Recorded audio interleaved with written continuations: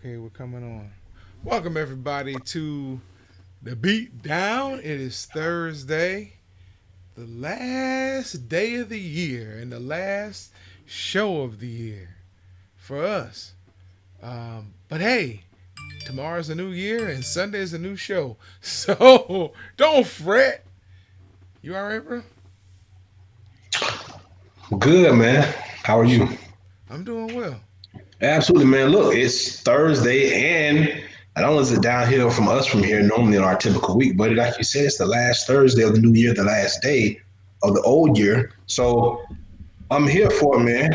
All right. Well, you Last ready day to of get? therapy for 2020. I don't know if this is going to be really, really therapeutic or, well, I guess it's going to be therapeutic just because you're out of 2020, right? I don't think nothing else even It's matters at this point, right? it Okay. doesn't. It doesn't. So let's get this thing started. You ready?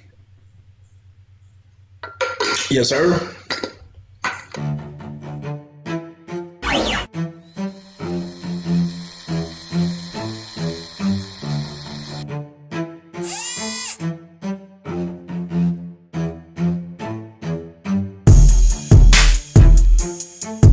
Ladies and gentlemen, batten down the hatches. We'd like to introduce you to the greatest combat sports show bar none. You are now in the Beatdown. You wanna get beat down? Let us now introduce you to your host, the Badger, and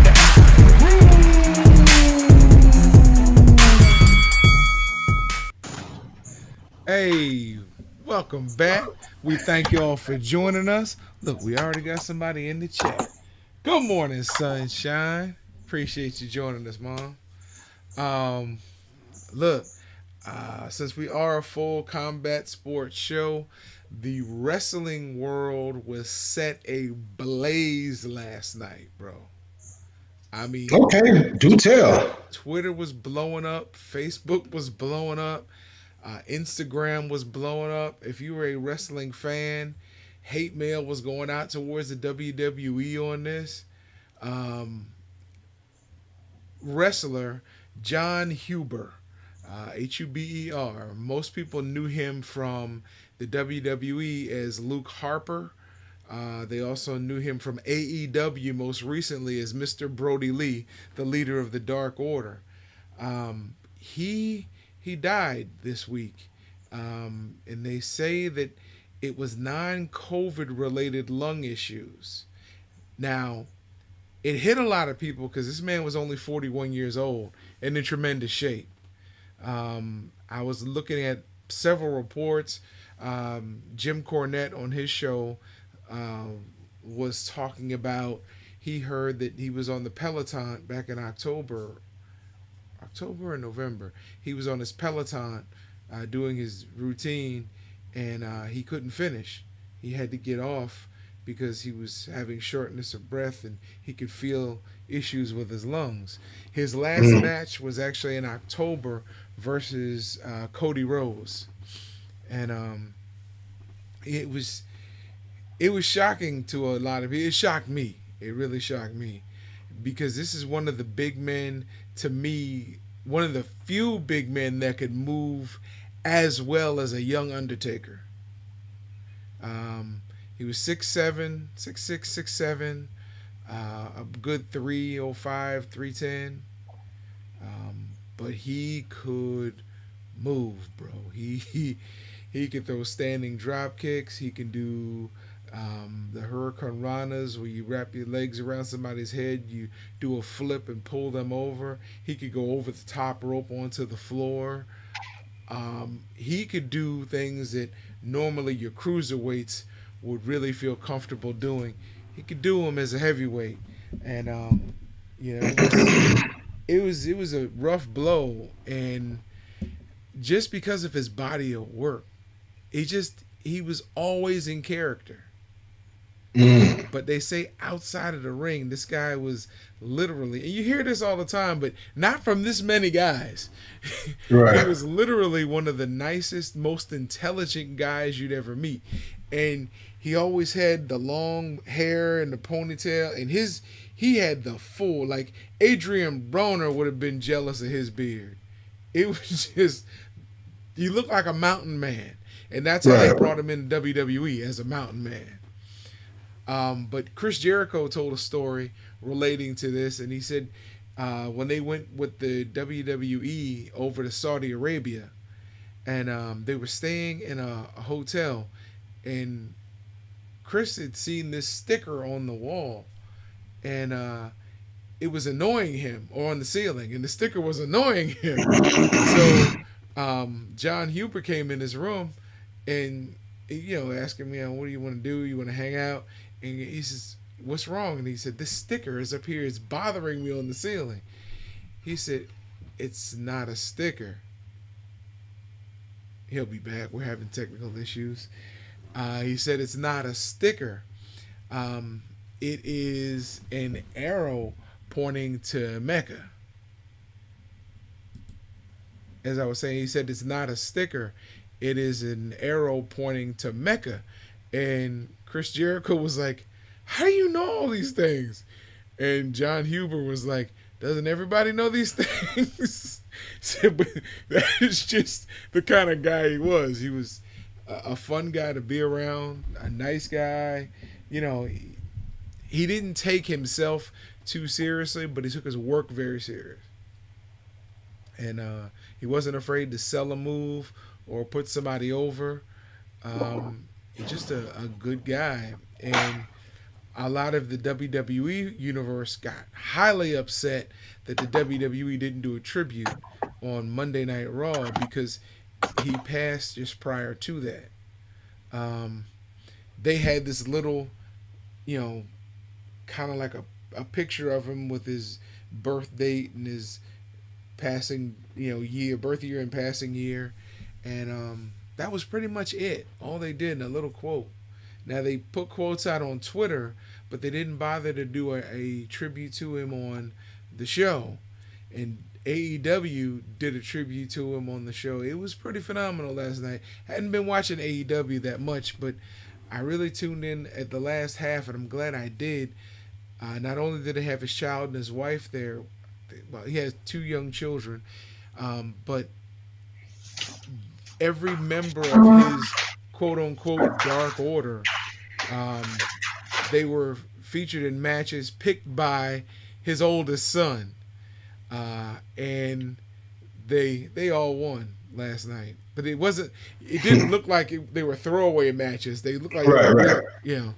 And then at the end, Cody Rhodes and Ten, who was part of the Dark Order, who was his son's favorite wrestler, came out with, and then they introduced him and his son and his wife, and they came out and they gave his son the TNT. I think it was Tony Khan came out and gave his son the TNT for life heavyweight championship, and they signed his son to a contract.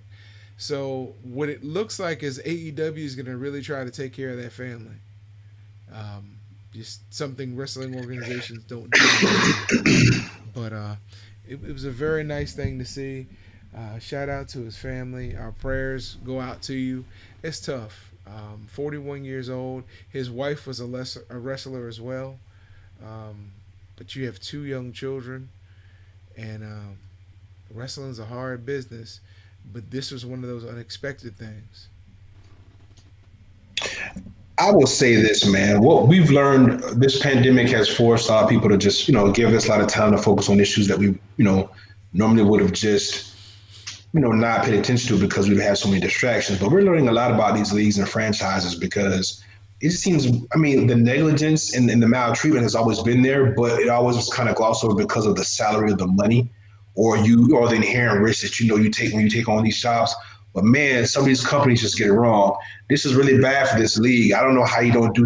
I don't even really know much about what you're saying that's going on. But when you speak of in him and the way you speak about him, the reverence that he got from his peers, I don't see why they wouldn't have done something more formal for him. But we've seen billionaires be real callous this year. It's funny because you're right. And the WWE wrestlers who remember wrestling with him for the past 8 years, they all did tributes in some sort of way to him during their matches or during their interviews. But the company itself, showed a lack of caring on that. And it's just, it's not something you normally see by the WWE. Normally they at least give you the 10 count with the bell, but Right. AEW stepped up. So shout out to AEW, Tony Khan, Cody Rhodes, who's an executive there as well, Chris Jericho. Shout out to AEW for appearing to really step up to the plate and do something for this man's family. We all know this is the hurt business all the way around, and that's why we try to talk to young fighters, whether you're boxers, MMA, wrestlers. We tell you before you get into that business, settle some life insurance. Make sure you have some life insurance, because a lot of times once you get into the business and if certain policies they're going to ask you what you do for a living, combat is not going to be covered because of the inherent risks. So you want to find policies that really don't ask exactly what you do, or there are ways to get around it. Not really Yeah, get you can around it, but say huh? you can cut and paste some things and pretty much whatever you like if you got the money to pay for it. Yeah. So get with a qualified agent, someone who's understanding. The Badger and I are really, I'm gonna say it, proud of what we try to do in working with young combat artists, and not just that, just people in general, to let them know how they really need life insurance. So this isn't a commercial, but this is a plea. Get in touch with somebody reputable who can show you how life insurance can be used as income, or at least you can use it so if something happens to you in this type of sport, at least your children are taken care of, your spouse, your home can get paid off, any debts you have can get paid off, and you can leave your children better off than when they came into this world financially. You'll never be able to replace the loss that you'll leave in their lives, but you can at least make it easier for them to cope since they have to keep on living. Man, I didn't mean to get into that, but it was on my heart. No, it's all good, bro. So in the bantamweight fight yesterday that took place in Japan, Mm-hmm. your boy Ayoka dropped Tanaka in the eighth round. So all that trash I talked about, No little knockouts. guys not getting knockouts, it went 8 rounds, man. So egg on my face for that, man. We got to go and check out them highlights to see what that looked like. I'm pretty sure it was a hell of a fight. Um, but yeah, I just thought that was very interesting, bro. With that fight ended a knockout after I said that. Little And there's guys. one tonight on the zone. Is it? Oh man, we talked about it yesterday. Try to remember who it was. Dag gummit, man. There is one tonight on the zone. Um, hold on, family. I'm looking. Oh yeah, it is one tonight. You're right. It's a Golden Boy the Zone card. Yeah, but I Yeah, can't remember who it is. It is actually the final fight of the year, and we were talking about that. It's like you could either yeah, watch Ryan Seacrest or watch the fight. yeah. Congratulations to your boy Javante Davis for winning knockout of the year in 2020. All the stuff that happened in 2020, was that really the knockout of the year, Nope, bro? not In at all. boxing, was it knockout of the year in MMA? Was it knockout of the year in all combat sports? Was it a knockout of the year in general on the internet? Like, where does your boy's ranking fall with that picturesque knockout he had of Leo Santa Cruz? Oh, it was a nice knockout, but it wasn't even close to knockout of the year. Especially when you got a guy who's getting his foot held, who spins and kicks and knocks the dude out, or the dude that body slammed him with his arm against the other dude's throat after carrying him across the cage. Those two rank higher than that, clearly. And in boxing, we've seen some really good. I mean, the jab to the stomach by Jamel Charlo to Rosario. Hey, I ain't seen that before. So, yeah, no, it wasn't knockout. I'm happy for Javante, but you know good and well, bro. Being from Baltimore, that one you got better knockouts on your stoop than than Mm. that one. So, but hey, shout out to whoever picked him. Yeah, nah, man. I just thought it was interesting. Yeah, I don't even know. I see so many knockouts a day. People always send us mail. Well, I'm not gonna say mail. People always send us clips, via internet, social media. People getting slept all the time. We got to get back to the couldn't have been me. We stopped doing that. We got to find a way to incorporate that back into the show. That's the thing. Hashtag couldn't have been me. Hashtag watch the pod. You heard it here first. That's our stuff. Anybody that uses it, they infringe on our intellectual property here or whatever I'm They're trying to say biting. in layman's terms. But yeah, bro. So it was a lot of good knockouts, man. Yes, that knockout in the UFC when he was getting his foot held in that spinning back fist. I tell you what, that Kevin Holland knockout of When he slammed him. no, the Kevin Holland knockout of my boy, the Brazilian Jiu-Jitsu guy. Anderson Silva? No, No, that wasn't. Souza, Jacare. Yes. From a seated position, he leans up Yes. and punches him and knocks him out, bro. We didn't see that coming. That was amazing. And there was a whole bunch we forget because, bro, we covered so much. Jan Blachowicz to knock out Dominic Reyes. Bro, it's been a lot of good knockouts going around, man. A lot of good. Dillian White getting slept by Alexander Povetkin. That definitely ranks high on the list. Man, I don't know, bro. I don't know. There's a lot of great knockouts. I don't know.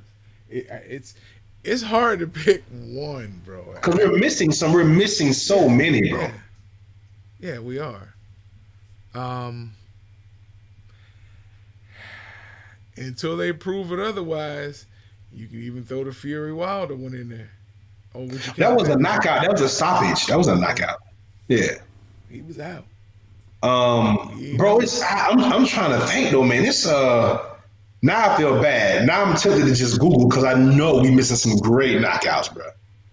Yeah. I mean, this is the year. This is the end of the year show. Yeah, you know what? This is the end of the year in review show. This is what we doing. That's what we just doing because we ain't got nothing to talk about. We up here ranting about knockout of the year. We done through boxing in with MMA, and I done talked about what's on the internet.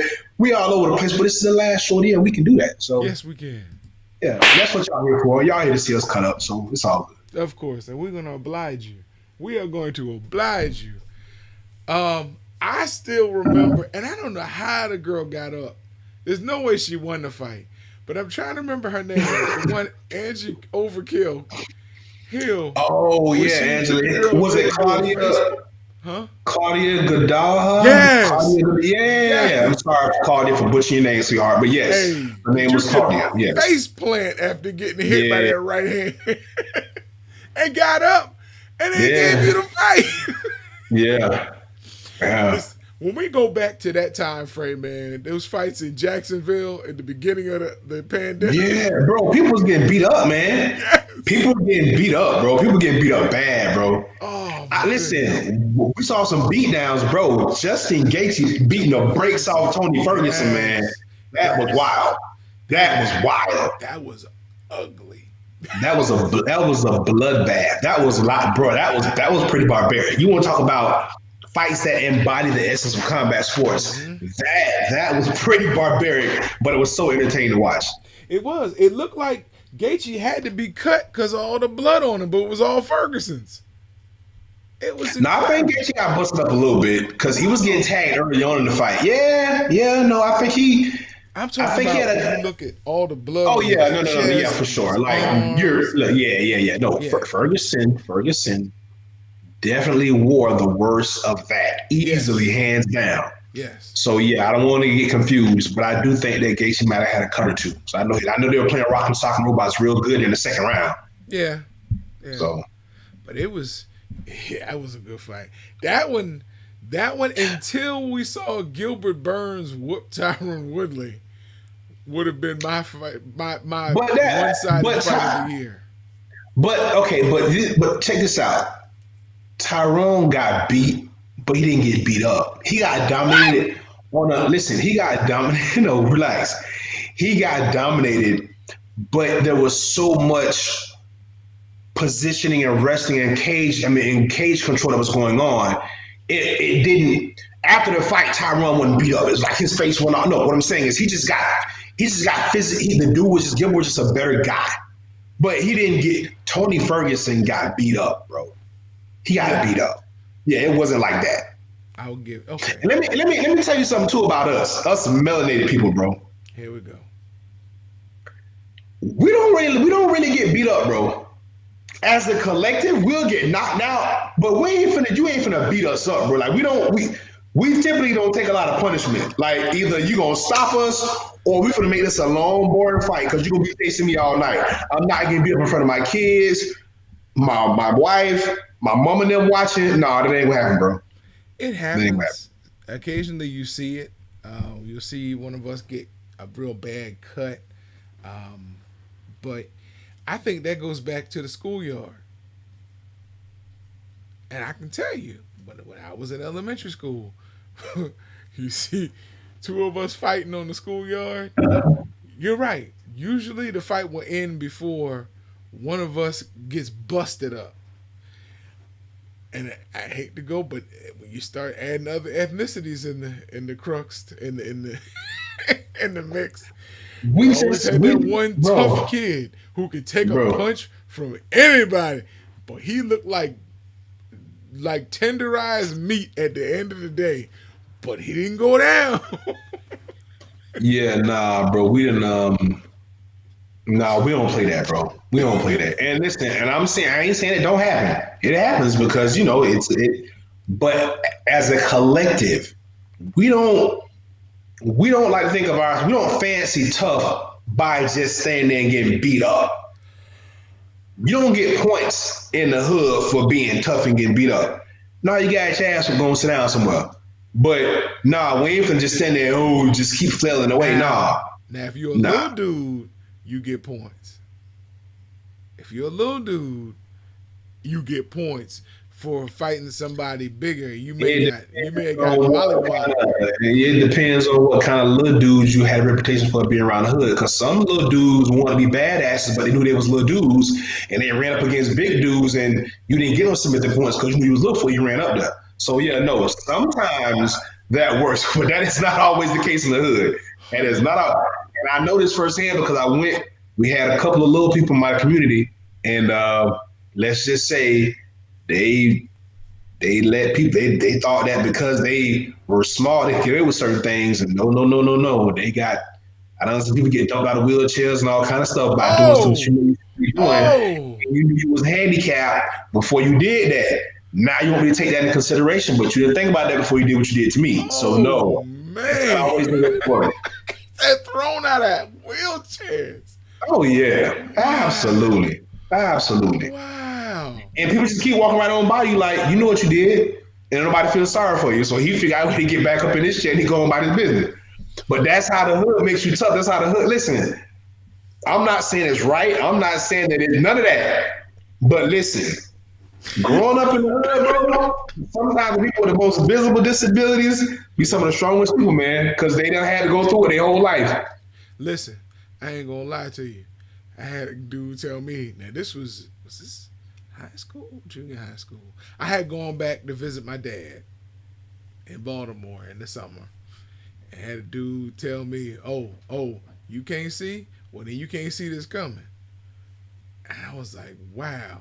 So I was never raised to embrace a disability. Never. I would get spankings if I couldn't find something on the table. And I'm like, if y'all couldn't find it, why would you send me? Anyways, that's the kind of upbringing I had. So, yeah, I understood. But then when he got whipped, his sister made fun of him all the way home, talking about, you got whipped by a blind man. Mm-hmm. But again, you're right. The hood has no sympathy or empathy. Just no fee. Nothing with a fee will you find in the hood. You got to make it. You got to get in where you fit in and make it. Because if not, they will run over you. Yep, indeed. But you know what? It's funny. The hood embraces disabilities as well. And okay. All right, let's see that. When this is before I got married, I went to one of the Badgers' favorite spots. And the girl came out on stage in a wheelchair. And that's the first time and the only time I ever saw somebody pole dancing in a wheelchair. And she rolled around to pick up all the money, and I'm like, wow, this girl's making it. She's now has she negotiated the steps to get up there? I don't know, but I remember seeing her roll down the steps to get off the stage. I never went back there because that was just too crazy for me. But you used to be you could find a badge there on Wednesday nights at Hollywood Nights. Listen, man, let's be clear about this. Hollywood Nights is a legendary establishment in the great city of Tampa, and they have I have been a patron there on many a nights. Well, not just Wednesday, more notably Tuesday in my former years. Um, Why is it notable? Because any woman fresh out of Orient Road jail could get a job there that same night. it's all a matter of perspective. It's all how you look at it. Right, matter of perspective. So yeah. Hollywood Nights. Fun times, man. Fun times. So listen, what was well, obviously I think you just said it with the Angela Hill Claudia fight. Besides that though, what fight this year were you the most surprised with the outcome? Whether it was in favor, against, or just outright perplexing? Khabib Gaethje. The outright dominance of Khabib in that fight. Mm, After seeing so what you, Gaethje did to Ferguson, okay. you're like, is the drop off that big from Khabib to the rest of them? Because So you're saying for you, it was how good Khabib was versus the field. yeah, yeah. I I mean, can take that. That sounds yeah. I thought Gaethje would have shown up in the fight, bro. Hmm. And to me, he didn't. Take away all the pageantry after the fight and Khabib's retirement and his promise to his mom. Take that away. Mhm. The fact that Gaethje did not show up in that fight, he looked scared and timid, and I'm like, why are you even in the octagon if you look this scared and timid?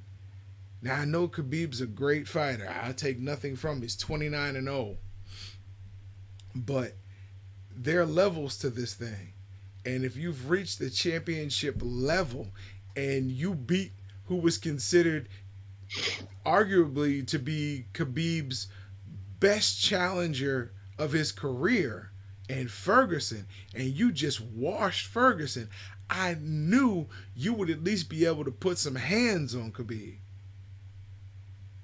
And nothing. That is a pretty good take. That's a pretty good take. I got one I think you may agree with me on that may be better than the one you just had. We forgot about it because it happened in January, which seemed like 3 years ago. Jason Rosario stopping Julian J. Rock Williams. Nobody saw that happening. Even if we thought it would be a good fight, that was even J Rock was blown. Even his response, he was like, wow, when he's on the ropes, he was like, whoa, wow. Even he was perplexed, bro. That was when we knew the 2020 was going to be on some bullshit because nobody saw J Rock getting stopped. Nobody saw that. He actually came off a great win against Jarrett Hurd, fighting a style of fight that none of us thought that he could have fought to win that fight. Not that he couldn't win it, but he couldn't win it fighting in a phone booth, fighting in the closet with someone like Jarrett Hurd, and he did. So we thought the shit was righted and all things were pointed for a Julian Williams, Jermell Charlo unification fight. And boy, were we wrong on that. Yeah, again, that's another one of those fights that say, how much room is there between Jermell and the rest of the field? But then you also have to look at certain fighters have certain issues going into certain fights. And you can't always say because Khabib beat Gaethje that he's so much further ahead of Ferguson, because you don't know Ferguson's physical or mental or emotional condition going into the Gaethje fight. You can't say that Jermell is that much further ahead of J-Rock because you don't know. We know there's something wrong. There was something wrong with Rosario, but nobody's ever said anything. Because I still think at 54, Jamel's got a couple of challengers out there that aren't going to be, they're going to be tougher than Rosario was for him. Yeah, you definitely have to think that way. But one thing that we can't do is sell Jamel short on how great he's been. No, I can't do And that. he's another guy. And here's my take. Remember, we were both gushing, me more so than you, over Canelo Alvarez. And I was talking about how he's hot, but not only is he hot, but he seems to steadily get better with each and every fight. Right. We don't give Jermell Charlo enough credit for fighting his type of fight every fight. So he's someone on the other end of the Canelo spectrum, right? Canelo's kind of turned into this, what was the Terminator, the Terminator 2, what was the one that was coming back to kill him, the one that turned to the liquid and could kind of just be malleable and turn to whatever he had to turn into, right? Yeah. We kind of seen it with Canelo. Canelo can almost fight in any style from what we've seen. Right. But Jermell Charlo has a particular way that he fights.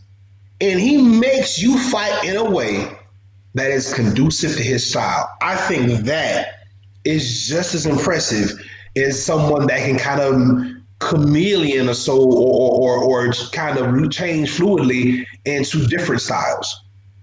Yeah. This kid is a great fighter. And I'm saying, and I, no, let me take a step back. I don't want to say great in the terms of my historical boxing landscape. He is a great fighter in this generation. I don't know if there are a lot of guys in or around his weight class that can deal with his style of fighting. I don't know if his power carries to 160. It's going to be interesting to see because he will move up eventually at some point. He said His that. brother moves up, yeah. Right. But man, he can fight his ass off, bro. He can, but everybody knows I haven't hidden anything. I give Jermell Charlo his props. He deserves it. He's worked for it. He took an L and came roaring right back, and then defended, and then cleaned out the division, minus Teixeira's belt, which I believe he's going to get. But I still can't wait for that boy from Orlando to get that second shot.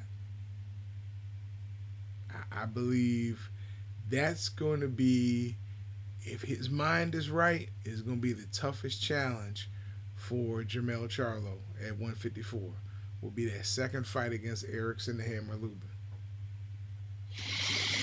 Yeah. If it ever happens. If it ever happens, yeah. I don't know the way this business is set up, and even when guys are managing their careers now, he'll have to get back into a corner. And I think the only way that the fight happens is if he doesn't get that Teixeira belt. If he gets all four of those belts, I don't think he even defends them once he collects them all. I think he sits on them, and then he pontificates whatever's going to be at 160 for him. He may defend a mandatory here or there, maybe the softest touches he can find, and deservingly so. So I don't know if that fight ever happens, but if it does. I don't agree when you say deservingly so. Yeah. About the softest touches. No, you're the champion. Be the champion. Fight the best. I understand you take these soft touches so you can prolong your career. I get it. I don't agree with it. But I agree with you. That's probably the route he'll take. Yeah. But if that happens, this young kid from Orlando that you speak of was only 25 years old. So he has time to pull up Thanos and try to go and collect the belts on his own. He's got time on his side. He does. And he seems to be, from all accounts, looking at social media, he's working. He is in the gym every day. That's something we haven't seen in the past from him. So, well, I'm really hoping that Charlo remembers how he felt when he lost the belt to Harrison. Yeah. And even though, Lubin didn't lose the belt to him, it's always nice to be able to right your wrong. Or at least get an opportunity to. Right, at least an opportunity. But that may turn into two more fights. because I know Charlo's got a rematch clauses in his contract. every time. So Listen, that's probably pre-filled yeah, before yeah, his name and whatever pertinent information and a rematch and the rematch clause. clause, yes. Yeah, for sure. So Okay, interesting. interesting take. Yeah, definitely. Listen, boxing and MMA had some interesting turns in 2020, but let me run through wrestling just for a moment Okay. because you think about the WWE was given clemency by Ron DeSantis to operate in Orlando.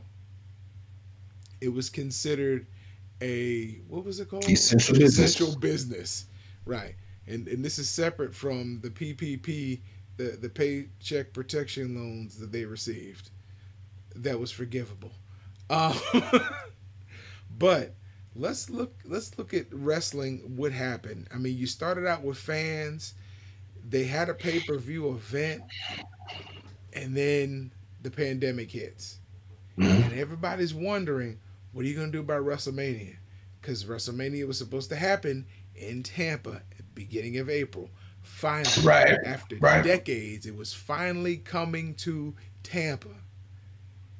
And then a week and a half out, you announce that it will not be coming to Tampa. There will not be any fans for WrestleMania, and we understood it was the you know it was the pandemic. But then you built this dynamic structure inside the Orlando arena. I know that's not what it's called now. I can't remember what they call it. Um, but where the Magic play, and you have all these TVs and structures Amway. set up. Amway. You have the pyrotechnic. You made a home out of the Amway Arena. AEW had no fans, but they started out understanding how dry it sounded. In boxing, it's one thing to hear the punches. In wrestling, it's another thing to hear them telling you what moves about to happen. So AEW took their wrestlers who were not participating and some of the workers, the people who run the production, as far as setting up the rings, and put them in the audience. So at least it would absorb some of that sound, and they were in an open air arena. Um, and then WWE followed suit. Getting to today, now they have fans back in place. It's very interesting how wrestling has been able to navigate these rules as an entertainment sport. Um, and it's interesting that during the pandemic, with people so starved for combat, they were able to step up. And believe it or not, WWE's flagship show, Raw, is in some areas getting less ratings than AEW's Dynamite on Wednesday. Raw on Monday, who's been able to outdo Monday Night Football for decades, is not rating as high as AEW's Dynamite. SmackDown is doing better in some areas than Raw, and that's a recorded show. So it'll be interesting to see. And now with the Magic back playing, are they going to be playing at the Amway Arena, or are they moving some of their games? That's a question for you, Badger, because I was wondering that last night. Nah, I think they stay home. I don't think because the NBA is no longer doing the bubble thing. The reason why we have the Tampa Raptors instead of the Toronto Raptors. They're going to be playing their games in Emily. I think the Magic are going to stay home and play theirs in Amway. It only makes sense. I mean, maybe no fans, or maybe like the NFL and other, other sports leagues did structured and staggered seating, and you only let so many fans in, and most of those fans will be obviously people of influence and season ticket holders and things of that nature. So I think they'll be fine. I think, and that arena is huge. That was one of the perks that they built. It's a multifaceted arena. Yes, it's primarily used for basketball, but you can do anything else you want. They have high school graduations in there, so But you're they'll be talking fine. about, if you have you looked at a Monday Night Raw or a Friday Night SmackDown? No, I haven't. Take a look at it. Just 5 minutes and look at the assembly inside the arena. You've been in Mhm. the Amway Arena for basketball games, so have I. And you start looking at how they have morphed that thing into a production set that encompasses the whole bottom ring. And you're Mm. like, wow, where are they moving this stuff just for basketball games? I'm just curious. I gotta look into it a little more, but that's Well, here's the thing: NBA teams will still travel. So again, maybe it's a deal set where every Monday it won't be a Magic home game for the first 3 or 4 months of the season. I don't know, but I'm sure logistically they can work it out. It's not that hard. okay. It'd be interesting. I mean, I know they couldn't do it on the same days, and I'm sure they record. I know SmackDown's pre-recorded, if I'm not mistaken. NXT is as well. So I'm sure they record those usually on Tuesdays. It's like they do live on Monday for Raw, but it'd be interesting to see because the Magic play on Monday and Tuesday as well. So it'd be interesting to see if they ever have that conflict. Mm. Because they Okay. spent a lot of money on the Amway, so it'd be Yeah. interesting to see if they move back to the Performance Center, if they have to those days. I'm just curious, but I'm not going to Right. belabor the situation. I mean, I get it. Yeah. Well, I'm pretty sure. Listen, if it is a whole production, which it sounds like it is, you'll see something about it somewhere online, an article come out about it or whatever. But those people get paid a lot of money to figure out the logistics of things like that. So it's a lot of money on the line between And both leagues. So they better get it together, whatever it is. your stimulus check is on the way. It may have hit your bank already. Ain't mine. Ain't it? I'm still broke. I'm still Well, broke. I mean, it's not going to be enough to make you not broke.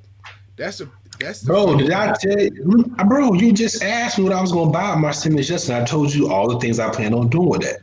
So for me, this could possibly be life changing. You never know. It's $600. If $600 is life changing, that means you can pay a hotel for 2 weeks and get off the street.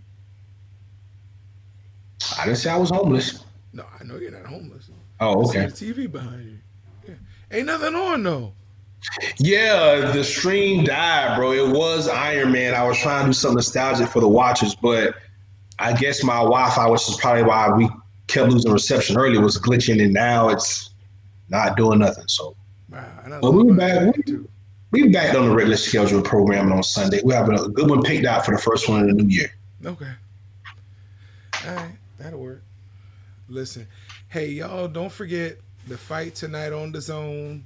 The fight, excuse me, Saturday night.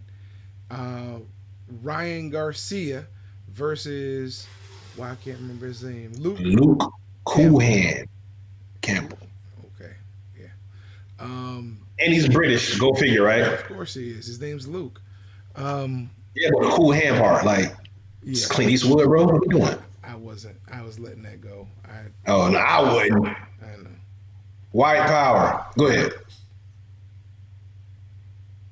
So if you get a chance to watch that on Saturday, that'll be on the 2nd.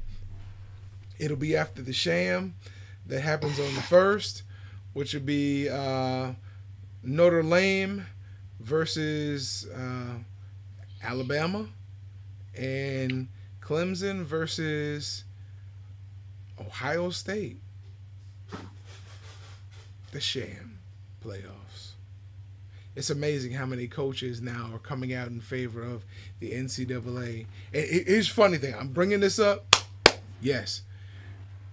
How many coaches are coming out now saying we need to expand our playoffs because players are opting out at the end of the year to skip the bowl games and get ready for the draft? Look at the University of Florida last night, who got mollywopped by the University of Oklahoma. I turned it off in the 50s. I don't know how many more points Oklahoma scored, but everybody was scoring. I saw a water boy doing a dance in the end zone. It was ugly. But you look at Florida, Kadarius Toney, their leading receiver, out. two other receivers out, a tight end out. One was out for COVID. The other ones were out, just opted out. A defensive player, the one who threw the shoe 20 yards against LSU, out. He opted out, getting ready for the draft. And you have so many players from other teams to where coaches are like, hey, we need some incentive. At least give us a chance to get in the playoffs. Expand it to 8, if not 16 teams, so we can have a chance. So these players feel like there's something to stick around for, since they're not getting paid over the table. Yeah, this is how disconnected I am with college football. Not only did I not know that the Florida Gators were playing Oklahoma, I know that game was happening last night. And not only did I know the game was not happening, I also didn't know that Oklahoma ran up the score. I still, to this moment, don't know what the final score of that game was. But what I do know, thanks to social media, is that there was a tweet posted by a linebacker from the University of Florida, and it simply said, Oklahoma is not going to be able to compete with us. They're not in the SEC. Pretty much, we can just roll up and show up and lay down, and they're going to just roll over for us. Mm-hmm. In context, that's what his tweet said, basically. It didn't age well because apparently, through hearsay, Oklahoma scored a lot more points than Florida, which made them the winner. So, yes, I don't care about any of this, but that is the only part that I was mildly entertained about. These kids are doing what they please, and that is great. And it's a spur in the foot of the NCAA, and they got to figure it out. Expanding from 4 to 8 to 8-16, still not going to solve the problem. You're still going to have the big boys take up all the spots because that's what they do. But maybe the big boys who are complaining now. No, it's the other big boys that are complaining, but the bigger boys are just fine. Alabama is just fine. Notre Dame is just fine. Ohio State is just fine. Clemson is just fine. So, yeah, nah. But when you have other teams like in their conferences who are complaining, that's just because of the COVID scheduling. But we're talking about a long-term fix. They're complaining, but they're talking about over the past few years.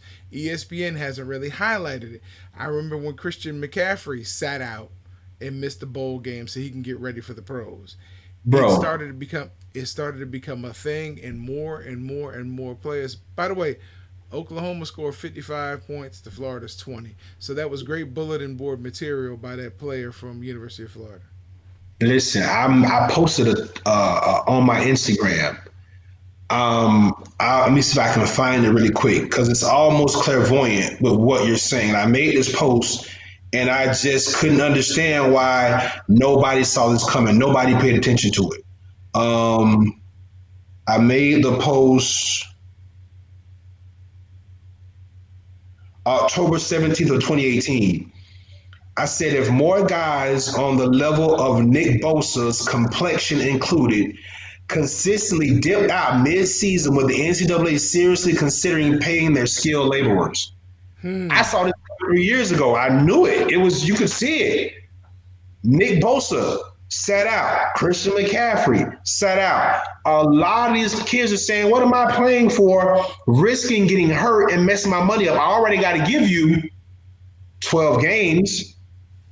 I'm not going to risk it anymore. I'm not. And guess what? And guess what also? Depending on what conference I'm in and how our season is shaping out, I might quit mid-season and focus on the draft. Because if I've already given you 2 to 3 years, my value is already determined right there anyway. They just want to make sure I'm not going to get hurt, right? So if I come up and I play 6 games and I look how I normally look and I say, you know what, I'm just going to shut it down. Bro, the NFL ain't going to be mad about that. And I can at least stay on campus for the rest of the semester. Yep. And train and work out the facility and do all that stuff and then leave like I was going to leave in December. Yeah. And you can't get mad at them. But NCAA is facing some serious issues, and I want to see how they handle it. Yeah. Because in all reality, what I was talking about, the spring and the summer, there are schools who are actively looking to leave the NCAA for various reasons. Now there are major colleges talking about expand the playoffs, where before they all stood in solidarity. Now there is no solidarity among thieves. So we'll see what happens. And now the NCAA is talking about, well, we're going to visit this off season, expanding the playoffs to 6. That's stupid. Expand the playoffs. To be honest, I would at least 8, but it was just get it over and done with. Expand it to 16. Give every conference champion a seat in the playoffs, and then go for the at-large teams. Yeah, I'm in favor of that.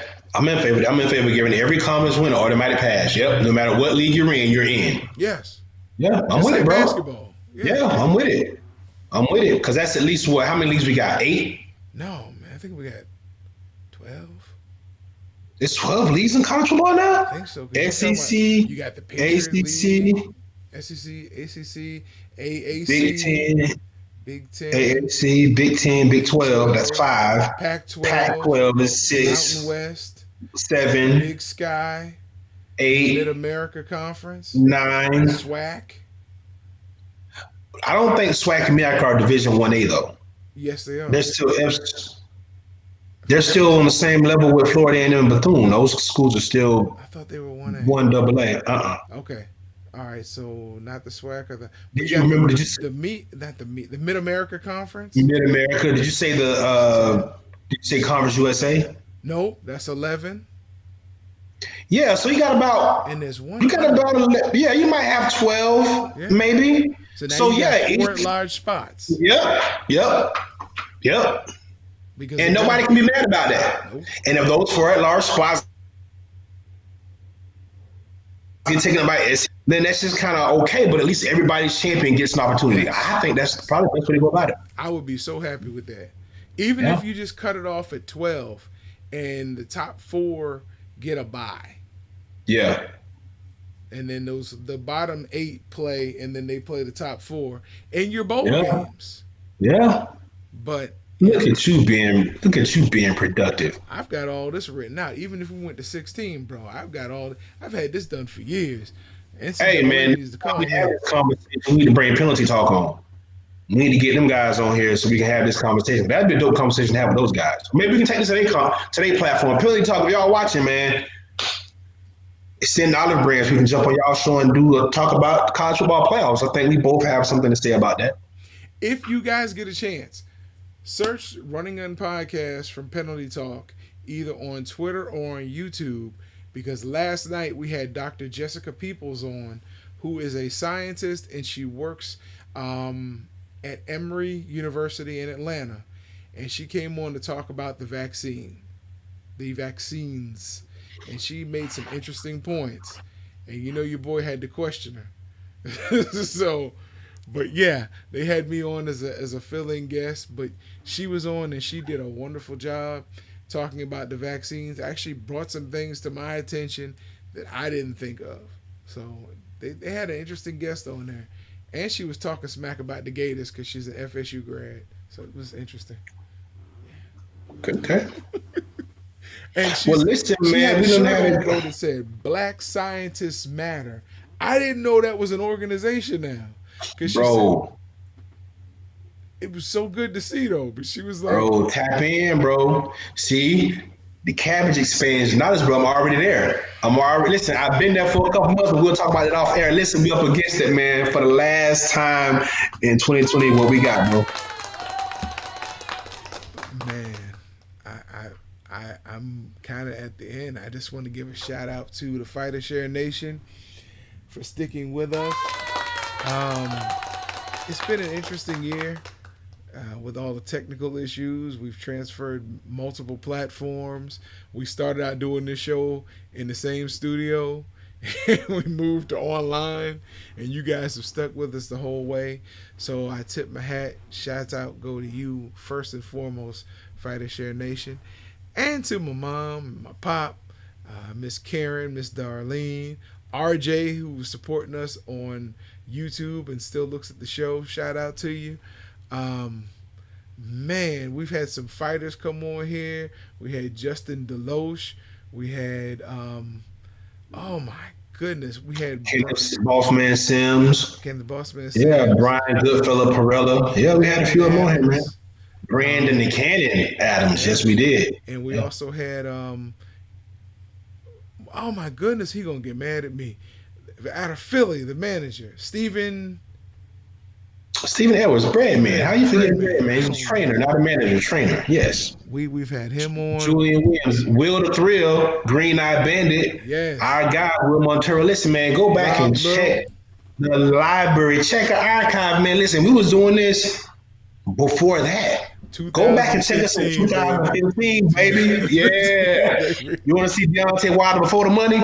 We got him. Check You all want to those see Tank interviews. Davis before the money? We got You him. want to see We got Carissa all these Shields guys, man. Before the money, we got it. You know what I'm talking about? We Ronnie did this, man. Shields. Yes. We got it, man. We got it. Keith My Thurman, man, Mr. man. You Garrett know, Russell. Keith Gary Thurman. Russell a couple of times, Winky Wright, Antonio Tarver. The list goes on and on. Y'all Because thought we've we were been new doing to this. this. No. No. Little bro Hammer Lubin gave us a whole lot of stuff early on, man. Listen, Joseph we've been here, Alegale. man. Biggie boy, you know what I'm saying? Yeah, We got Phil LaGreco on there. Where is he? We don't know, but we got Phil LaGreco. Listen, Headbanger man, Gary y'all tune Hunter. in. Yeah. Man, y'all tap in with us, man. We've been doing this, man. Hey, seriously, we ain't playing Silky Wilkie. We listen. Hey. How many shows can say they got a promoter on? Shout out to Miss Lourdes from Warriors Boxing. Yeah. Mhm. So, listen, we've been here for y'all for a long time. Y'all been here for us. Let's keep this relationship going and growing. We're gonna try to get him off a lot this cabbage and get him back on life. But you know, maybe y'all didn't know about the shirtless bear either. So it's been a long journey. But yeah, man. I mean, listen, I want to give a shout out to Fight Out Shirt Nation. Everybody's been rocking with us forever. We are back, bolder, better, looking better, smarter, wiser, and we are more consistent. So we are here to stay. We ain't going nowhere. With that being said, we're back on Sunday. It's be Sunday 2021, but it's only 3 days from now. Make sure y'all tapping with us at 11:30, not 11. That's let me choose to throw you off to make sure we keep you on your game. Hey, mental health is real. It's gonna be a new year. Tapping with your people. Let them know you love them. We'll see y'all on Sunday. That's all I got. We out of here. Happy New Peace. Year, everybody.